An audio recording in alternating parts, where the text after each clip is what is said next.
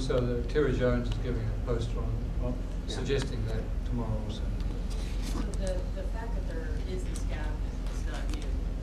Just this explanation for the gap is new. Well, people haven't thought about, people, the types of, again, my colleague David Anderson, who's, he's really the archaeologist who's done a great deal of work in the East, and he's a co-author on the paper that I'll give tomorrow. We're kind of coming to grips with this and saying, we haven't looked at these records in the same kind of a way. And people have talked about in the East, why are there no, post-Clovis fluted, stratigraphic sites? Why aren't they living in caves? Where are the people? 1,000 years later, 800 to 1,000 years later, you get sites all over Eastern North America. Nice, clear, very distinctive habitation sites. And this is when you have that diversification of the... Well, there's a diversification that seems to happen earlier in those points, but we don't know exactly what those fluted projectile points in the East, not one of them comes from a stratigraphic archaeological context. There's one that occurs in Dust Cave at the base of it, but it's probably reworked into some slightly later materials. Okay. So the records are basically a mess. Do we have another question from Bas?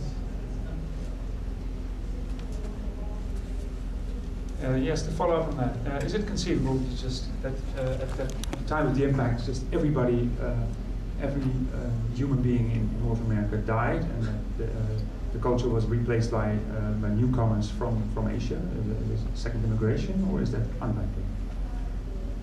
And if everyone died, or almost everyone, how many people are we talking about? Is it in 100,000 or in 10,000 or in a million?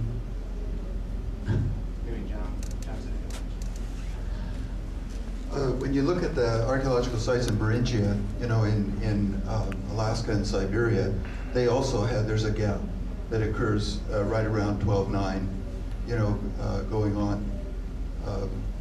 So it looks like it's the same gap up there that you see in North America. The other thing I'll mention is that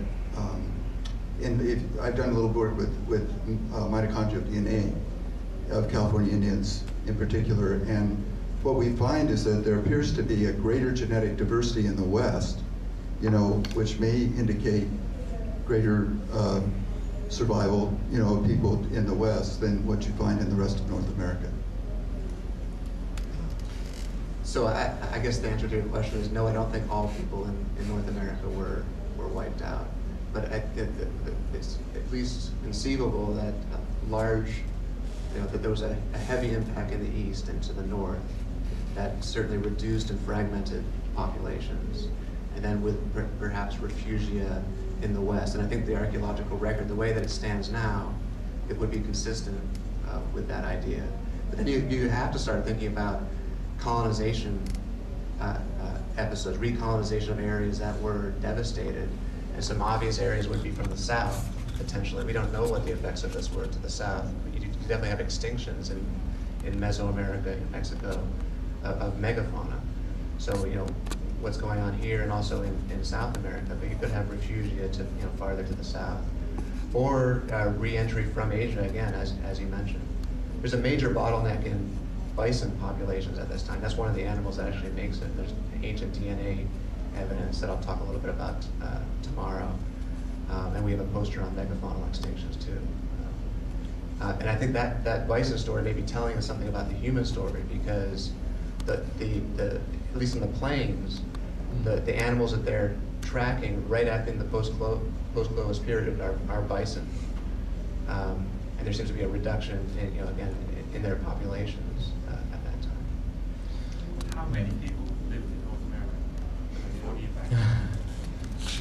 Exactly. Okay, I think now it's 11, so I think it's about time to stop.